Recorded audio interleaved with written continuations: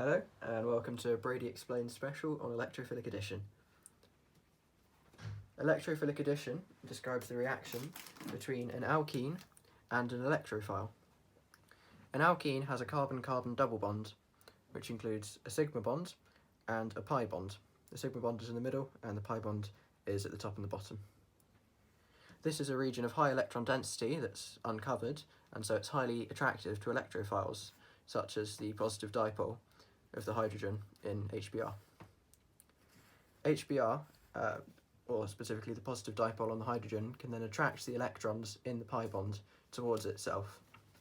Eventually these electrons will join with the hydrogen, forming a carbocation and a bromine ion. The bromine ion will then react with the carbocation to form a haloalkane, bromoethane.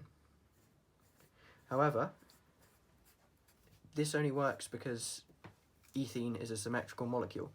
There are other alkenes that aren't symmetrical.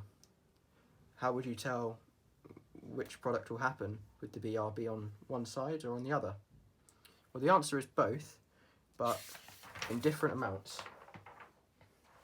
This all depends on the stability of the carbocation. There are primary, secondary and tertiary carbocations with the same naming scheme as with alcohols. Primary carbocations have one alkyl group attached to the carbon with the positive charge. Secondary carbocations have two alkyl groups attached to the carbon with the charge, and tertiary have three.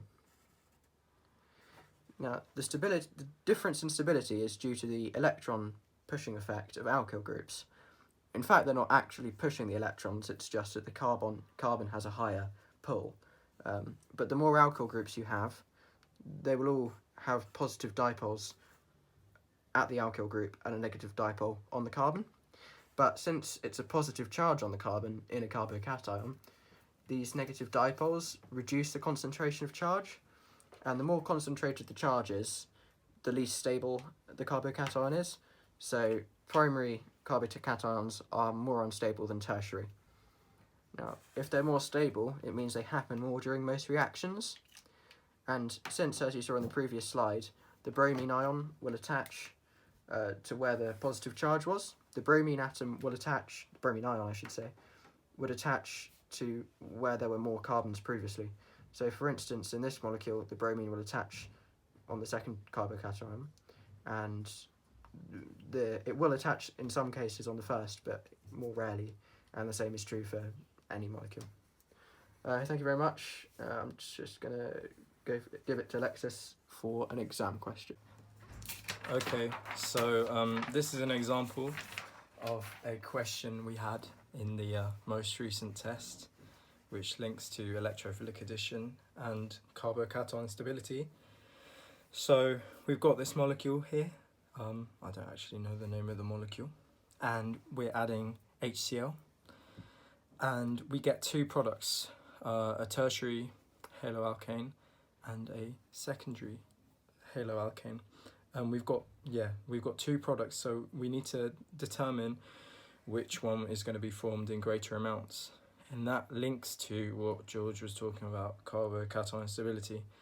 So it's actually going to be product one that is the major product, as it's tertiary, and tertiary haloalkanes are more stable than secondary and primary haloalkanes.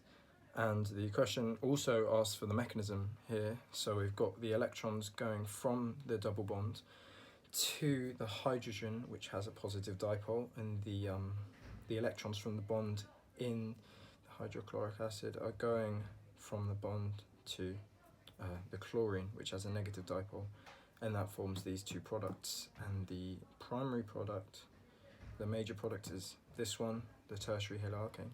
And yeah, thank you for watching. Cool.